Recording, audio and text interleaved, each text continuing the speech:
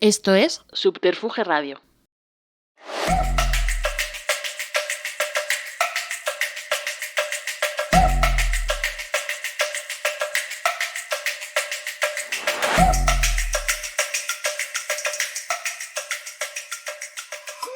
Bienvenidas y bienvenidos a Centro Centro en Podcast, una serie de conversaciones en torno al arte contemporáneo, grabada en directo desde la Sala Jorge Berlanga en el corazón de Centro Centro e integrada en la programación de Estación Podcast, el Festival Iberoamericano de Creación Sonora. Yo soy Maya Piselskaya y os acompaño en este espacio pensado para escuchar el arte desde dentro. Cada episodio es una invitación a adentrarnos en los procesos, las ideas y las voces de artistas que están marcando el pulso creativo de nuestro tiempo y que exponen, o están a punto de hacerlo, en este centro neurálgico de la cultura en Madrid. En estos primeros episodios estamos dialogando con 3 creadores de primer nivel. En el primer episodio estuvimos charlando con la escultora Mar Solís, hoy hablaremos con Almudena Lobera y en el próximo episodio con Juan Navarro Valdevej. En el futuro, Centro Centro en Podcast continuará con más artistas y más voces que están construyendo el arte contemporáneo desde Centro Centro. Y ya hecha la presentación, es el momento de presentar a la protagonista del encuentro de hoy. Algunos ya la conocéis y la mayoría de los que estáis aquí pues habréis visto su exposición, pero para los oyentes de Centro Centro en Podcast, como esto es atemporal, os voy a hablar un poco sobre Almudena Lobera. Almudena es una artista madrileña muy joven, esto está a la vista, pero con una trayectoria envidiable. Ella es licenciada en Bellas Artes por la Universidad Complutense de Madrid y posee un máster en Arte, Creación e Investigación por la misma institución. Ha realizado numerosas residencias artísticas en ciudades como Londres, Sao Paulo, París, Roma, Tokio y Rotterdam. Lobera es además una artista multidisciplinar. En su obra podemos encontrar dibujo, escultura, instalación, videoarte, performance, de todo. Entre sus exposiciones individuales más recientes destacan Zero Dimensionality en Max Estrella, en Madrid, Where the Interior Begins en Emergent, en Verne se dice, siempre lo pronuncio mal, Verne, o Stories en Espacio Ciudad de México, en Ciudad de México. Más recientemente, en 2024, presentó la exposición Rest en la Galería Parra and Romero de Madrid, donde exploró el concepto del silencio como acto de cuidado y comunicación no verbal. A lo largo de su carrera, Almudena Lobera ha sido reconocida con importantes premios, entre ellos la Beca Leonardo para investigadores y creadores culturales de la Fundación BBVA, el Premio Generación 2012 de Obra Social Caja Madrid, el Premio Injuve de Creación Joven Proyectos 2011 y la beca de la Real Academia de España en Roma. Su obra, además, forma parte de importantes colecciones públicas y privadas como la Biblioteca Nacional, la Calcografía Nacional, el Museo Centro de Arte 2 de Mayo, el Museo ABC y el Museo de Arte Moderno de Bogotá. Además de su labor artística, hay quien ha tenido la suerte de tenerla como profesora, ya que ha impartido clases en la Universidad Francisco de Vitoria y ha colaborado impartiendo talleres en instituciones como el Museo Reina Sofía. ¿Y por qué conversamos hoy con ella aquí en Centro Centro en Podcast? Pues aparte porque la admiramos y la queremos y nos encanta, pues estamos con ella hoy concretamente porque actualmente está exponiendo aquí en la planta tercera. Su exposición se llama Secuencia, Plano, Secuencia, está comisariada por Tiago de Abreu Pinto y se trata de una instalación site-specific que ha transformado la tercera planta de Centro Centro en un inmenso espacio acuático. Y ya hechas las presentaciones, pues es momento ya de que me calle yo un poco y escuchar a Almudena. ¿Cómo estás, Almudena? Muy bien, muchas gracias. Y muchas gracias por la presentación. Muy completa. Es que es tremenda tu trayectoria, ¿eh? Gracias. No paras, me encanta, me gusta muchísimo. Pues después de este speech que yo he soltado, quiero empezar a hablar de ti, de tu obra. Y al igual que hicimos con Mar Solís, yo creo que lo suyo es aprovechar que estás exponiendo en Centro Centro, ¿no? Para iniciar la conversación con tu exposición, ¿sí te parece? Sí, perfecto. ¿Te parece? Pues vamos Sí. con ello. Vamos a ver. Secuencia, plano, secuencia, que es tu exposición actual, es una propuesta absolutamente inmersiva, literalmente. Literalmente inmersivo. Es lo más inmersivo que yo he visto, porque entras y es inmersión en el agua. Sí, además me gusta que sea inmersiva, pero no por lo que normalmente se entiende por inmersivo, ¿no? Porque siempre como que se entiende por una exposición con tecnología, con efectos especiales tecnológicos. Con las gafas. Sí, y es inmersiva analógicamente, ¿no? O sea, y literalmente por esa alusión a espacio acuático que he creado con la franja azul. Y la idea era sumergir al espectador en un espacio de ficción, que es el espacio artístico generalmente, y utilizar esa metáfora de lo acuático para crear mis historias y mis obras dentro. Es muy impactante al entrar porque realmente nada más llegar estás con el agua al cuello, literalmente también, Sí. y las referencias al agua son constantes en esta exposición. ¿Cómo se relaciona el agua con esos conceptos que tú exploras de tensión entre lo racional y lo espiritual, entre lo real, lo irreal? Sí, sí, como decía, la idea del espacio acuático la utilicé para unificar ese espacio de la tercera planta tan lleno de accidentes visuales y tan irregular, y que el espectador pudiera concentrarse al centro, ¿no? Y sumergirse, pero realmente no es que esté hablando sobre el agua, estoy hablando sobre esa dualidad entre lo profundo y lo superficial, y de estar con el agua al cuello, de llegar y tener tu cabeza en lo racional y tu cuerpo en un espacio de ficción artístico en el que te tienes que dejar llevar y interpretar lo que estás viviendo y ser parte, ¿no?, de esa escenografía. Entonces, pues hay varias piezas y una concretamente que es el vídeo, que hace referencia a esa dualidad entre lo estético y superficial y lo profundo y racional y fuera de razonamientos científicos, ¿no?, como es el mundo de lo esotérico y Te quería preguntar sobre eso porque hay bastantes piezas que hacen referencia al esoterismo, aparte de ese videoarte, está Sí. pues, la toalla bordada, las líneas de la mano, la quiromancia, y las pones como ejemplo de espiritualidad como al límite de la fantasía, ¿no? Un poco.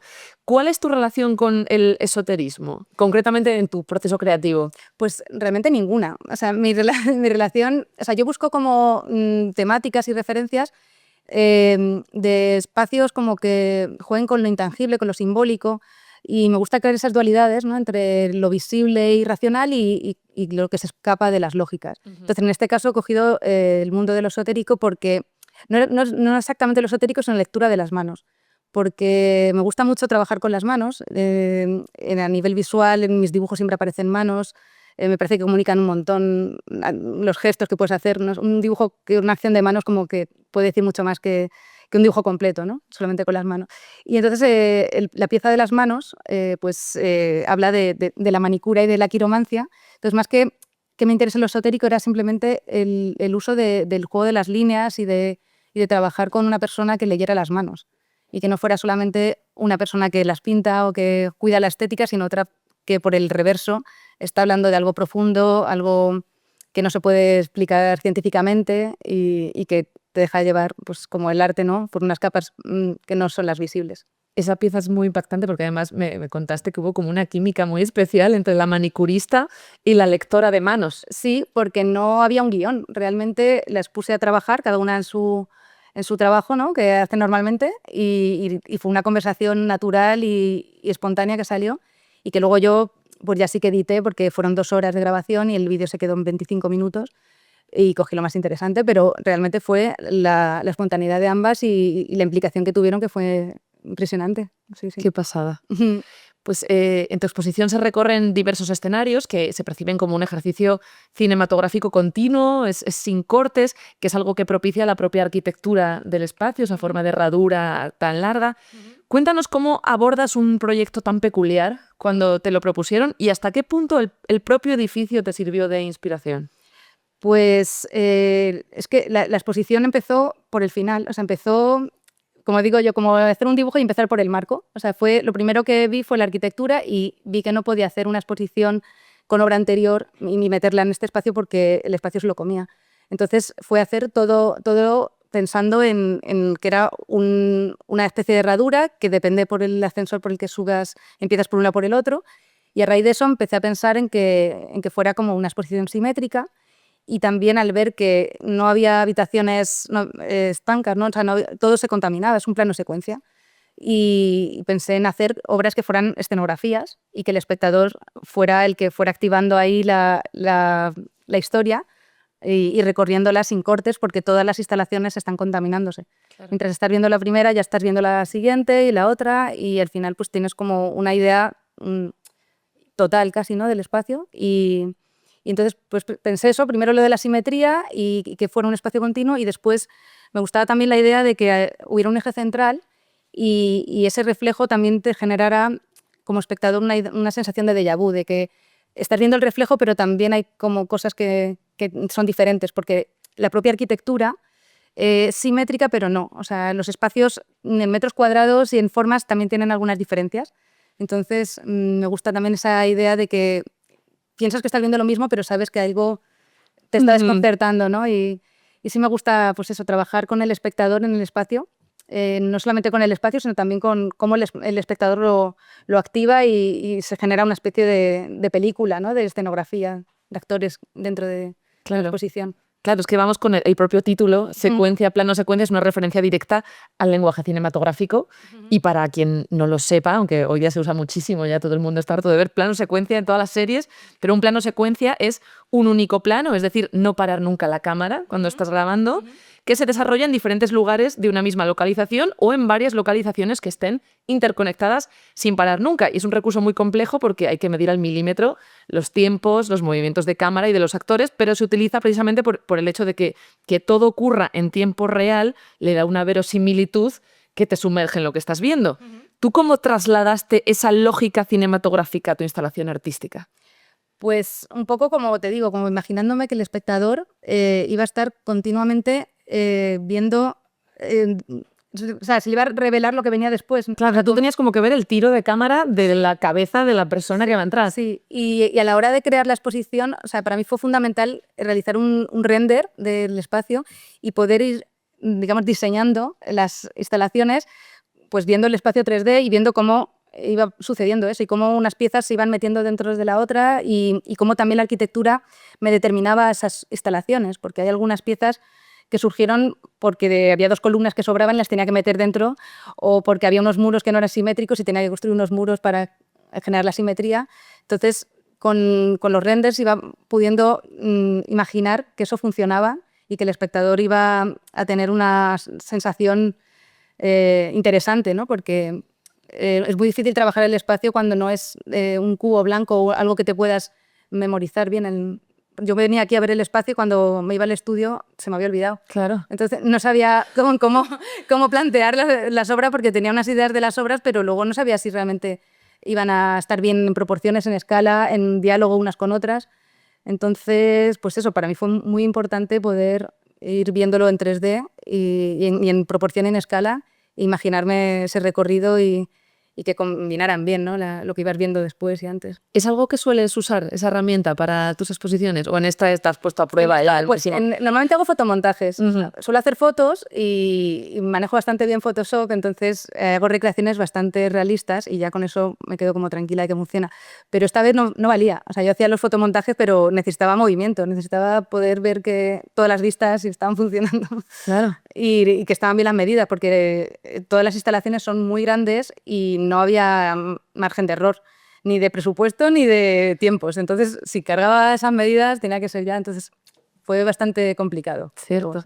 Bueno, el título además es un juego palindrómico, ¿no? Sí. Como lo es la propia exposición, que ya nos has mencionado el concepto este de déjà vu, pero cuéntanos un poco esa idea, ¿qué es lo que debe sentir el espectador cuando atraviesa el eje y ve que está en un lugar parecido? Sí, pues bueno, lo de que fuera una lectura palindrómica venía determinado de lo que comentaba de que los ascensores, en otras plantas no pasa, pero en la tercera, Claro. si subes por la derecha ya no puedes hacer el círculo para entrar por la izquierda. Entonces quería que ambos espectadores, porque uno no sabe, ¿no?, por cuál va a empezar. Claro, viene la cafetería y volar. Empiezan por este lado y que tuviera también sentido la exposición. Entonces por ahí vino. Y luego lo del déjà vu era porque no quería hacer exactamente lo mismo, que fuera un reflejo. Me parecía interesante que pareciera igual, pero que vieras algunas diferencias. Y de hecho ha funcionado bastante bien esa idea. He visto yo mismamente, y otra gente me lo ha comentado, de personas que cuando atraviesan el centro, ¿no?, y empiezan a salir, piensan que están por la entrada. ¡Ay, que se han desorientado! Sí, se han desorientado. En plan, pero si esto ya lo hemos visto, porque aquí hemos entrado, estas boyas ya estaban... No, que están al otro lado y se asoman ahí por el balcón y ven al otro lado que estaban... Haciendo luz de gas al visitante, ¿eh? Totalmente. Espectacular. Y claro, yo a veces que estoy por ahí paseando y no saben que soy la artista, ¿no?, estoy escuchando esas cosas y digo, bien, está funcionando. Están confusos, bien. Están bien. Me encanta ese concepto. Bueno, el título, como sabréis todos, no es la única referencia al cine que hay en tu exposición. Hay un eje central que es muy impactante. ¿Qué lugar ocupa el arte del cine en tu universo creativo? Para mí el cine es una fuente de inspiración total. porque como me gusta mucho trabajar el espacio y lo escenográfico y el meter al espectador como actor, pues el cine pues, es muy enriquecedor para mí y tengo muchos autores, bueno, David Lynch, uno de ellos, que me inspiran. Y David Lynch estuvo en todo el proceso muy presente. Es un artista que siempre me ha inspirado, pero precisamente en esta exposición que estaba pensando en escenas, en escenografías, en instalaciones, y me gustaba que fuera un poco como lo de David Lynch, ¿no? Que muchas cosas no sabes exactamente qué está contando, pero igualmente te atrapan, te seducen y te encantan. Y dices, no sé por qué, pero esto me encanta. A mí me gusta mucho esa sensación y crear esa sensación en el espectador. Que si yo explico lo que hay, lo disfruten, pero que si no lo explico, se queden también un poco atrapados, ¿no? Entonces, David Lynch estaba ahí, pero fue cuando ya estaba llegando al final de la exposición, cuando estaba pensando en la escena central, que me apareció la idea del Pez Dorado, que es un libro que atrapa el pez dorado de David Lynch, que lo tengo ahí como de cabecera, que habla sobre creatividad y meditación trascendental, y él cuenta anécdotas de su proceso creativo también. Y él empieza el libro diciendo que las ideas son como peces y que si te quedas con los peces de la superficie, pescando peces en la superficie, pues te quedas con unas ideas pues pequeñitas, ¿no? Pero si quieres llegar a la gran idea, pues te tienes que sumergir en las profundidades de la conciencia y atrapar el gran pez dorado.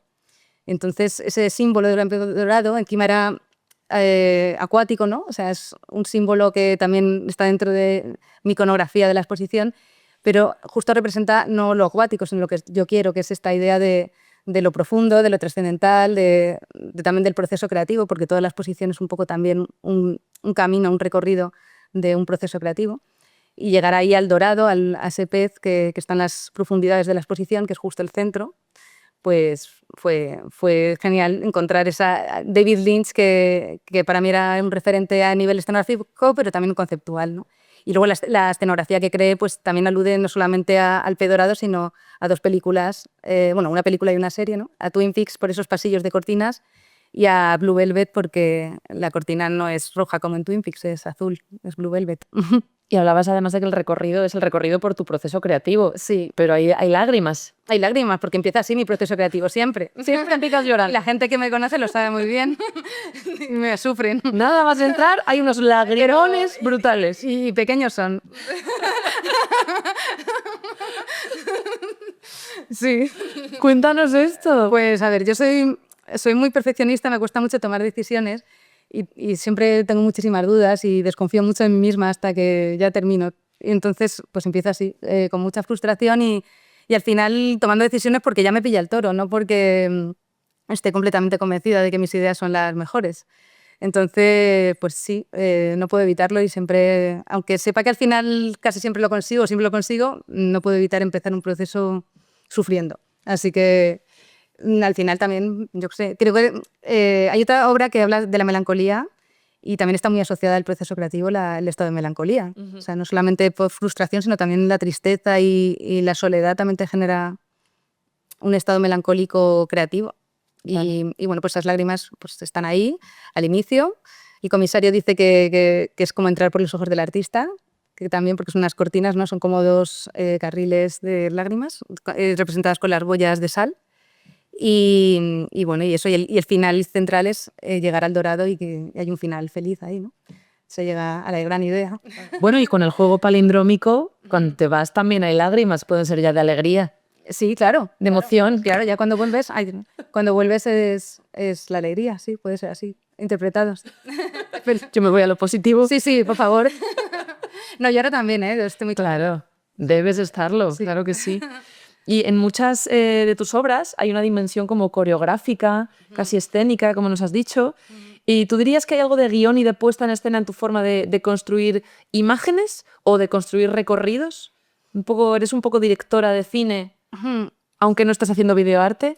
Sí, puede ser. No solamente a la hora de concebir, sino a la hora de producir. También soy un poco directora de orquesta. Sí, porque o sea, yo hago dibujo y diseño y algo de pintura. Manejo algunas técnicas, ¿no? Pero para mí lo más importante casi son las ideas y no limitarme en las técnicas. Entonces, lo que no sé hacer, busco la manera de que sea posible hacerse, ¿no? Entonces hay veces que tengo que trabajar con talleres y con pues, técnicos especializados El vídeo, pues yo dirijo y hago el guión y hago todo, pero también tengo un técnico que graba conmigo, tengo una persona que ilumina, o sea, soy directora en mis propios procesos para conseguir el grado que yo quiero de determinación de las cosas y no todo lo sé hacer, ¿no?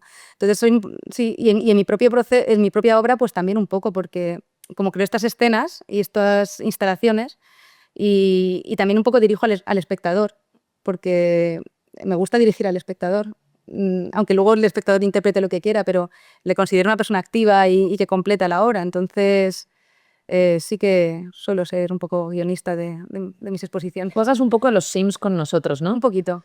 Sí. De hecho, en esta exposición completamente, si ves a la gente ahí con el agua al cuello... Nos quitas la escalerilla. Si ves la posición desde el otro lado, ves a la gente con la cabeza por fuera y el cuerpo en azul, y está muy, muy interesante. Madre mía. No, hablemos del sonido y de la música, porque tu trabajo a menudo se caracteriza por cuestionar las convenciones de la percepción visual, pero recientemente, por ejemplo, en Rest, exploraste la tensión entre el silencio y el sonido, y en varias piezas de secuencia, plano secuencia, hay una dimensión sonora muy marcada que a mí me recuerda a otros intentos tuyos de proyectos pasados por capturar la inmaterialidad del sonido, ¿no? Esto es algo a lo que recurres a veces. Háblanos de esto. Sí. Bueno, mi trabajo en general, así como Statement en general, siempre ha intentado materializar las cosas que no tienen materialidad o tangibilidad. Entonces, mis exposiciones, por eso mis exposiciones a veces son muy diferentes a nivel estético, pero siempre está esa idea detrás.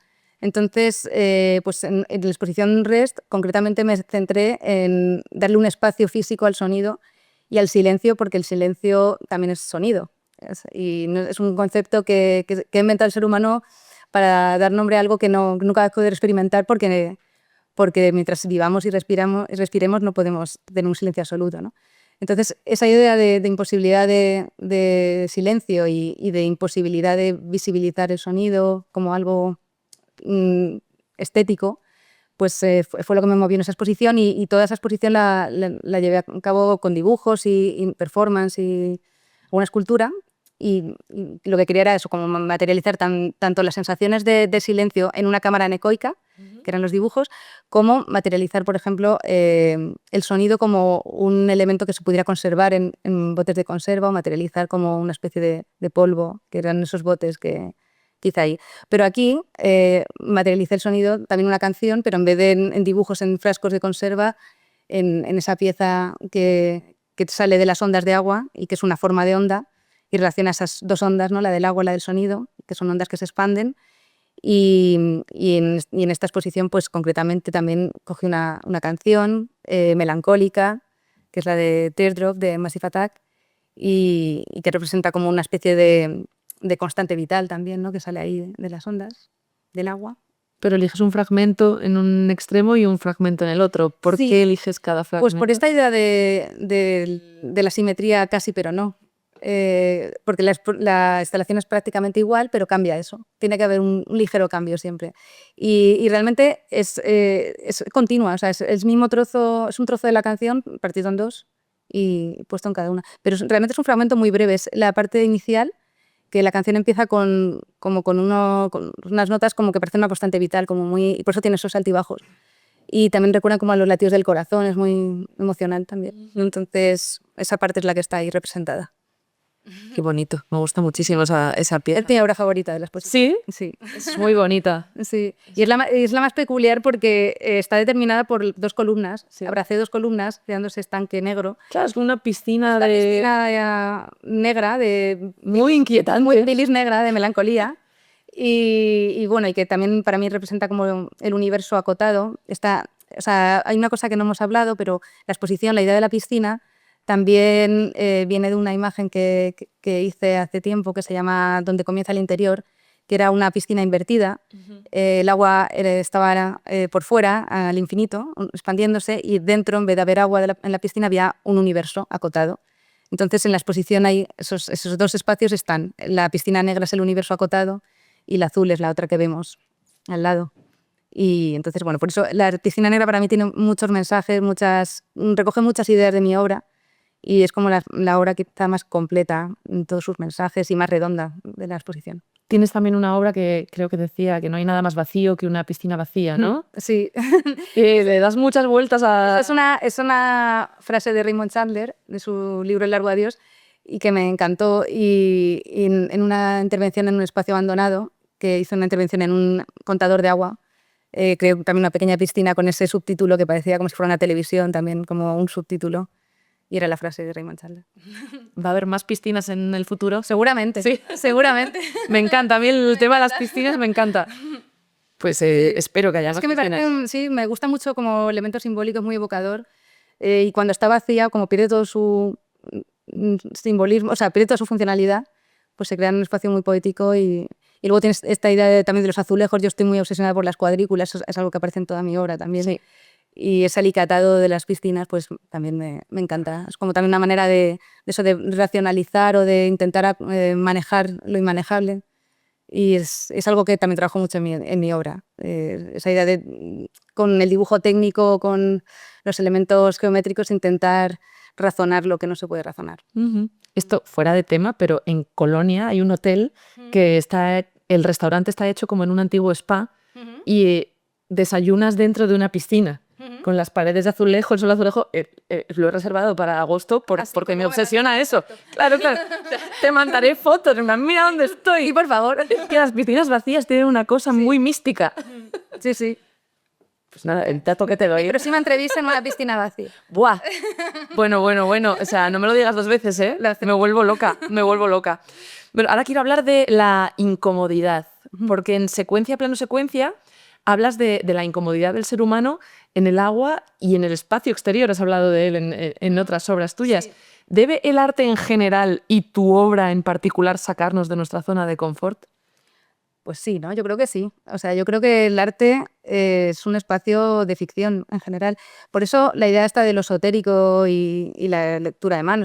Yo no es que sea fanática del mundo esotérico ni de la magia ni nada, pero me considero que el arte es un poco así. O sea, es algo que te saca de la realidad y que tienes que dejarte llevar y ver con otros ojos y no intentar pensar lógicamente todo, porque hay cosas que no se pueden explicar con palabras ni con ideas incluso, ¿no?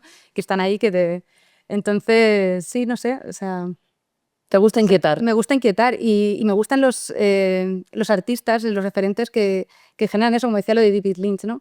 Que generes una situación que algo te lleves, que se te quede en la memoria porque has vivido algo que no era lo normal, ¿no? O sea, yo creo que el arte tiene que generar algo que te deje un pozo que no entiendas del todo para que puedas seguir activándolo y generando nuevas conclusiones, ¿no? En el futuro.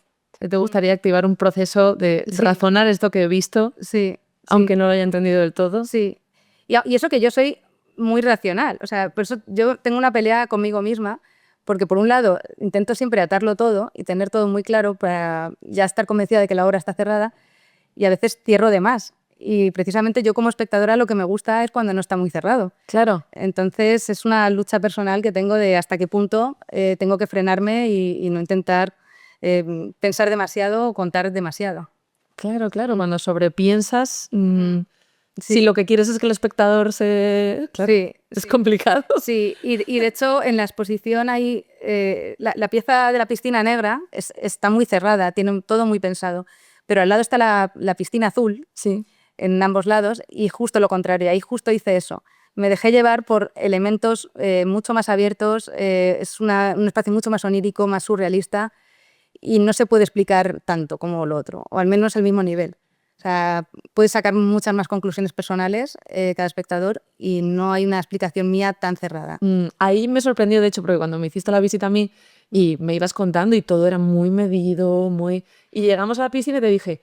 ¿Cada pelota está en un punto concreto que significa algo? Y me dijiste, no. ¿Qué? No.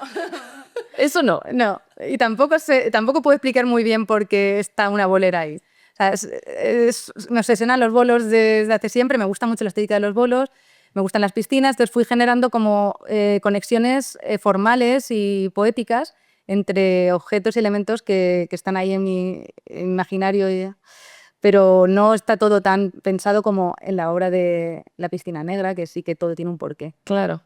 Claro, pero ahí conseguiste que yo estuviera inquieta y Claro. diciendo, cada una es la que está más clara, significa, es más la luna. O Y de es hecho han más salido muchas más interpretaciones y cosas interesantes de esas obras. Por eso Claro. al final tengo que hacer más obras así también. No tengo que hacerlo todo tan cerrado porque... O sea, dentro de guiar a los Sims también hay que dejarles dejar espacios abiertos, sí. Vale. Hay que ponerles una escalerilla. A ver. Totalmente. Vale. Bueno, en muchos de tus proyectos, esto es una cosa que me encanta, buscas como conectar el legado de periodos clásicos de la historia del arte con las cualidades más efímeras y virtuales de la imagen de la actualidad. A menudo empleas, por ejemplo, el fondo de cuadros grises y blancos que representa la transparencia en el Photoshop, por ejemplo, está en El pez dorado, está en otras obras tuyas, o traes a las 3 dimensiones los nodos del dibujo vectorial para delinear así un jarrón, pero también de repente pues haces una oda al encaje de bolillos o te recreas en los guantes de Alberto Durero. Sí. ¿Tú sientes que vives un poco a caballo entre esos dos mundos? Sí, me gustan muchos referentes del arte del pasado y de las tradiciones y las historias del pasado y de la historia del arte. Y me parece muy interesante como artista hacer revisitar, digamos, hacer nuevas lecturas de ciertas obras que son icónicas y que no las podemos ver igual que las veían en su tiempo. Y entonces sí, hay algunas piezas que me parecen muy contemporáneas además y me gusta darles esa nueva visión y mezclarlas con otros referentes de nuestro momento actual. Entonces, bueno, pues tengo algunas piezas que directamente relacionan periodos completos como el Renacimiento con la época virtual, porque el Renacimiento se considera como los primeros pasos hacia la virtualidad por la introducción de la perspectiva y ese espacio, también luego en el Barroco, ¿no?, de trampantojo y de espacios virtuales, pero que hacían con la pintura también, ¿no? Y luego pues hay como otras piezas que hago que son directamente sobre obras de otros artistas del pasado, como de Durero, como esas manos de Durero, o el carteline de Velázquez, que es un papelito que metían dentro de las pinturas en una esquina para poner una firma, pero él dejaba en blanco. Esas anécdotas que te cuentan en el Museo del Prado, a mí a veces me activan como ideas actuales, ¿no? Y los veo como posibles obras contemporáneas y las hago.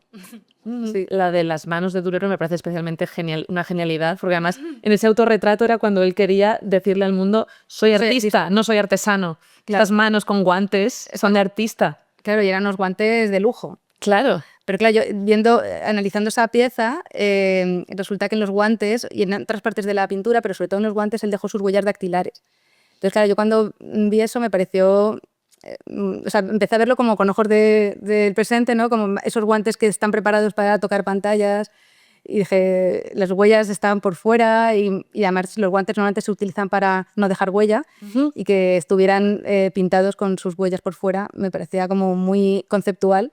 Y entonces decidí hacer esa pieza de las manos de Durero en mármol, solo sus manos, atravesando una pantalla, como preparado para la época contemporánea, no solamente para el Renacimiento. Es súper bonita esa obra, es una belleza increíble. Y bueno, una instalación como esta, de secuencia, plano, secuencia, provoca una reacción sensorial muy fuerte. ¿Y a ti te interesa más generar esas sensaciones o generar una reflexión conceptual? ¿O intentas buscar un equilibrio? Es muy complicado eso.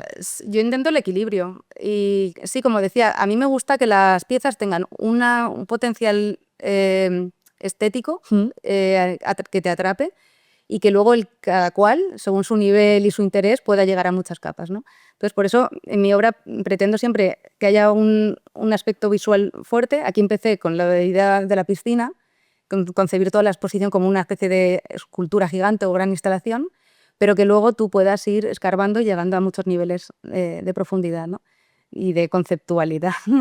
Entonces, bueno, pues siempre, y en el vídeo de las manos es lo que se ve también, ¿no? Como que tú te puedes quedar con esa pintura de uñas y llevar las uñas muy bonitas, pero también puedes darle la vuelta y ver otras cosas e intentar leer más allá, ¿no? Claro. Es muy curioso esto, porque una persona que es tan cerebral, que lo planeas todo tanto, que solamente lo concretas cuando es que ya hay que concretarlo porque Sí. se ha acabado el tiempo. Sí. Pero ahí está la variable de lo que interprete el espectador, que no la puedes controlar. No la puedo controlar y a veces me sorprende y me agrada mucho y incorporo muchas interpretaciones de espectadores también. ¿Sí? Y de comisarios, sí. Sí, a veces me cuentan historias o cosas que leen y ven que no lo tenía yo tan pensado en mi plan tan atado y que me parece completamente, sí, incluible. O sea, que realmente el espectador puede formar parte de tu proceso creativo después de la exposición. Sí. Y creo que el arte en general es así. O sea, creo que una vez el artista saca las obras afuera ya no es tuya, ya forma parte también de los espectadores y del público general y de la historia. Entonces, por eso yo también reinterpreto a los artistas del pasado, ¿no? Al final la obra sigue viva. Exacto, exactamente. Y ahora una pregunta que yo necesito hacer, porque la cotidianidad es mi droga, me gusta muchísimo, y haciendo tú unas obras tan diferentes entre sí, ¿cómo es un día cualquiera creativo en el que no estás llorando? O sea, cuando has acabado de llorar y ya hay que hacer, ¿cómo es un día creativo de Almudena Lobera? Es que son muy diferentes los días creativos. Hay muchos tipos de días creativos. Dime distintos tipos de días creativos. O sea, los días tristes, de los días de llorar, pero luego, pues no sé, hay días, pues cuando tengo una idea que me encanta, pues me emociono mucho y entonces estoy muy contenta y se la cuento a la gente que puedo contarle las cosas y me aguanta. Y, tengo esta idea y la disfruto también. Y luego están los procesos de producción, Claro. también son creativos, son producción y creativo a la vez, a veces, porque estás produciendo a la vez que estás terminando de idear. Y ahí también hay veces que son más felices que otros. Claro, ahí entran los tiempos de otras personas. Sí, y también entran los cambios que tienes que hacer porque muchas veces tienes una idea, pero cuando empiezas a producirla te das cuenta que no puede ser exactamente como la tienes en la cabeza. Y a veces como sale mejor que la cabeza, pero tienes que convencerte de que es así.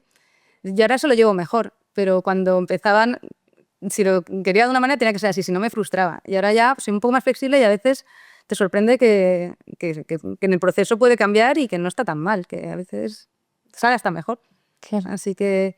Y luego hay otros procesos creativos con el dibujo que me tengo que concentrar mucho, que me cuesta mucho y cuando yo lo consigo, pues también lo disfruto. Pero me cuesta mucho porque necesito estar solamente en eso. Uh-huh. Y como siempre suelo estar a varias cosas, porque trabajo eso con talleres, pues no conecto total. Y ya cuando sí conecto, pues suele ser en verano o cuando estoy sola total. Ya. ¿Tu momento artístico más íntimo dirías que es con el dibujo? Sí. Que es cuando hay nadie te tiene que ayudar, nadie es que explicarle a nadie lo que tiene que hacer. Eso es. Y me meto yo ahí, y ahí sí que tomo yo las decisiones y estoy casi más o menos convencida de que no hace falta consultar con nadie, ¿no? Ya, esto es lo que quiero, ya. Lo voy a dibujar. El dibujo sería un poco más tu zona de confort artística, pero estás siempre fuera de tu zona de confort. Sí, pero es que para mí el dibujo es como una herramienta de pensamiento. Siempre, o sea, por eso en la exposición hay dibujos también. Porque todas las ideas, tanto en boceto como en dibujo acabado, las expreso muy bien con una imagen en dibujo. Que además me gusta que sea un dibujo, no una pintura. Me parece un lenguaje más sincero y sin menos artificio. Uh-huh. Entonces... ¿No sueles pintar con...? ¿No, verdad? No. O sea, he pintado alguna vez, incluso por encargo, de pasar algún dibujo a pintura y me ha costado un montón. Y luego he hecho proyectos de pintura, pero porque conceptualmente trabajaba con la pintura, no porque fuera una técnica de representación o de creación de imágenes. Claro. Pero más de pintar una piscina entera. Sí, de construirla. Eso es. De escenificarla. Sí. Eso es. Y bueno, plano secuencia, abandona Centro después del día 8 de junio. O sea que, por favor, los que no hayáis ido a verla, id, que además estás haciendo visitas guiadas que se están llenando. Sí, o sea que, porque explicado por Almudena es un lujo absoluto. ¿Y tu futuro inmediato continúa con plano secuencia o termina aquí este viaje? Porque al ser un recorrido hecho para este lugar. Sí, ha salido una itinerancia. Sí. Sí, en un centro de arte, en el Centro de la Panera, en Lleida. Y la verdad es que no lo tenía previsto, porque yo pensaba que al ser tan específica para este espacio, pues no tenía posibilidad de itinerancia. Pero lo propusieron y la verdad es que salió bastante rápido el planteamiento en el nuevo espacio. Es un espacio rectangular, es como una gran nave, pero por suerte tiene también 2 entradas, una en cada esquina, y nos permite hacer también una simetría. ¡Qué bien! Entonces se van a hallar todas las piezas y se van a distribuir de manera simétrica, pero un poco diferente. Y la verdad es que me gusta mucho porque hay unas piezas que nunca hubieran existido en esta forma y que ahora ya se van a llevar como una escultura que ya tiene sus dimensiones y su forma, ¿no? Que el molde fue Claro, se han creado aquí. Y luego el eje central, lo bueno, lo que me hace mucha ilusión también es que allí va a ser muy largo, porque divide el espacio en dos. Entonces la llegada al pez va a ser por un pasillo muy largo. Ah, vas a poder extender esa cortina. Sí, aquí no lo pude hacer porque no lo permitía, pero allí como va a tener más sentido aún esa pieza central, como yo la concebía de ese pasillo que te lleva el pez, ¿no? Entonces es la suerte también de estas itinerancias que te permiten elaborar las obras de diferentes maneras y tener también una segunda vida que como aquí, no como las dos partes, que son iguales pero no. Claro. ¿Vas a incorporar alguna obra nueva que te haya sugerido ese espacio? No, son las mismas. Solamente lo nuevo es la distribución y en algunos casos eso, el cambio de dimensiones o de accesos. Claro, qué curioso, ¿no? Sí. Que se puede hacer. Sí, va a ser otra experiencia realmente. Claro. O sea, no va a haber cristales, no hay un balcón, Claro. pero sí que va a haber esa franja azul En la pared. en la pared. Así que a ver, tengo curiosidad yo también como espectadora de ver cómo queda eso. ¿Cómo será Que se va a montar ya en unos días. Antes de que se termine esta se empieza a montar allí, porque como hay que hacer todo el tema de la pintura, de la construcción de los azulejos y todo esto, pues... Qué pasada, qué ganas de ver ese nuevo planteamiento de secuencia, plano, secuencia. Sí. Y aparte de secuencia, plano, secuencia, ya por ir cerrando, ¿qué hay en el futuro de Almudena Lobera? ¿Qué nos puedes adelantar? Bueno, ¿En pues qué estás trabajando? ¿Estás llorando? estoy dentro de poco, voy a llorar. ¿Me toca ya? Me toca ya. Ya le toca. Estoy a punto. Estoy alargando un poco la felicidad. Pero sí. Pues tengo 2 exposiciones en noviembre. Una de ellas está más controlada porque es el vídeo que está en la exposición, que va a tener una exposición en Tenerife, en la Bienal del Fotonoviembre. Del videoarte de... Sí, solamente ese vídeo como exposición. ¿Sí? Va a tener, sí. Y otra exposición es mi individual en la galería que me representa en México, Arroniz, en Ciudad de México, que la tengo en noviembre. Y ahí voy a tener el vídeo y voy a trabajar con la magia. La exposición se llama Creo, que es la primera persona del verbo creer y crear. Y va sobre eso, sobre crear y creer. Y entonces utilizo como el simbolismo del mundo de la magia y del mundo de los magos de trucos, que son 2 mundos de magia opuestos. Claro, la prestidigitación. Sí, que los magos odian a los otros, dicen que los otros son unos farsantes, ¿no? Que ellos hacen trucos y reconocen que hacen trucos, que no quieren engañar a nadie. Y los otros pues son videntes y gente con... Pero a la vez a los primeros les pagas para que tengáis. Claro. O sea, pero me interesan los 2 mundos porque uno juegan con la percepción y con el cerebro y los otros juegan con las creencias y la fe de las personas. Pero al final son 2 pensamientos mágicos y me gusta pues, unir un poco esos mundos y esas iconografías para hablar también del arte como un pensamiento mágico. ¿Y con lo ambiciosa que eres tú, cómo se lleva a planear una exposición tan lejos? Es complicado. Es complicado porque me gusta producir todo yo con mis proveedores y la gente que conozco y a veces tengo que producir allí porque no se puede transportar y porque no compensa. Entonces, y luego los plazos, que yo soy muy lenta y que decido todo al final porque no me decido y claro, eso ahora mismo ya, por eso digo, me tengo que poner ya porque... Llóralo ya. Tengo que llorar ya. Y luego te pilla el toro. Totalmente. Tengo que poner como si la exposición fuera para agosto, porque si no... ¿Hay alguna pieza especialmente ambiciosa que estés preparando que te esté dando algún quebradero de cabeza? Estoy ya haciendo una pieza de encaje de bolillos, pero no es como la de la celosía, es más pequeñita. Y luego voy a hacer dibujos, que como es lo que más controlo yo, y estar en verano, pues voy a hacer una serie de dibujos nueva.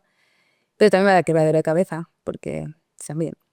Bueno, sí. Pues si el resultado es como el de secuencia, plano, secuencia... Ojalá. Estoy muy contenta como queda al final esto, así que espero que sí. Espero ser capaz. ¿Qué reflexión te llevas de secuencia, plano, secuencia? Pues ha sido un aprendizaje y un punto de inflexión en mi trabajo, porque nunca había trabajado con un espacio tan grande, tan difícil, con tanta repercusión y a la vez en tan poco tiempo. Entonces ha sido como muchas cosas que me han puesto a un nivel de estrés y de trabajo que nunca había estado. O sea, había tenido una exposición también en 2020 en México, también bastante ambiciosa, pero yo creo que esta ha sido más también por el momento que estaba en mi carrera. O sea, ahora mismo no quería hacer una exposición que no fuera buena, ¿no? Tenía que hacer algo realmente que me representara y que yo considerara que estaba al nivel de lo que puedo ofrecer ahora mismo. Entonces, además en este lugar. Y en este lugar, y es que es el centro, y luego tiene una visibilidad y una difusión que especialmente le están dando ahora con la nueva dirección y que lo quieren generar como un centro de arte, ¿no? Que junto con el Thyssen y con el Paseo del Prado, ¿no? Entonces, todo eso me lo comentó la directora cuando me invitó. Entonces, claro, era como mucha presión. Que hay nueva directora artística que es Violeta de Aro, que está impulsando esto muchísimo. Entonces, claro, ya me lo comentó que esto va a ser. Y claro, de repente te encuentras con un espacio tan grande, tan difícil, tan poco tiempo y a la vez que tiene que ser tan potente todo lo que hagas. Y lo hiciste. Bueno, por eso sufrí tanto. Y por eso ha sido más sufrimiento que otras exposiciones también. O sea, sí, expectativa, ¿no? Que a mí misma ya me ponía. ¿Y ahora? Itinerancia. Y ahora itinerancia. ¿Valió la pena? Sí, yo creo que sí. Espero que sí. Y espero que haya más itinerancias. Para nosotros los Sims valió mucho la pena. Sí, vale. Meternos en tu piscina. Pues entonces haré otro capítulo para los Sims. Por favor. Lo necesitamos. Almudena, ha sido un gusto hablar contigo Igualmente. De tu obra, de tu trayectoria. Se nota la pasión, se nota que vives lo que quieres contarnos y por eso nos llega. Sí, bueno, sí, la verdad es que vivo en esto siempre, estoy siempre metida en mis proyectos, en las ideas y en generar estos espacios también, eso, contando con los espectadores y para mí cada exposición es como una película, ¿no? Que eso lo hablo también con amigos, que por eso también tengo tanta presión cada vez que tengo una exposición, porque todo lo que hago siempre es como empezar de cero, son como proyectos muy específicos, son como narrativas nuevas. Siempre están los temas estos recurrentes, pero no son secuelas. No, son nuevas historias, nuevos capítulos. Exacto. Entonces, pues ahí voy. Pues vas como un cohete, ¿eh?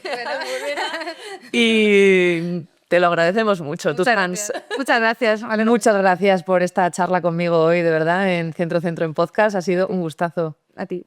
Gracias a ti. Un aplauso a Almudena Lovera. Gracias. Pues muchas gracias por venir a este segundo episodio de Centro en Podcast. Y nada, mañana haremos el tercero. Y ha sido un placer echar este ratito con vosotros y ante todo con la Almudena. Así que nos vemos en el siguiente. Muchísimas gracias. Gracias.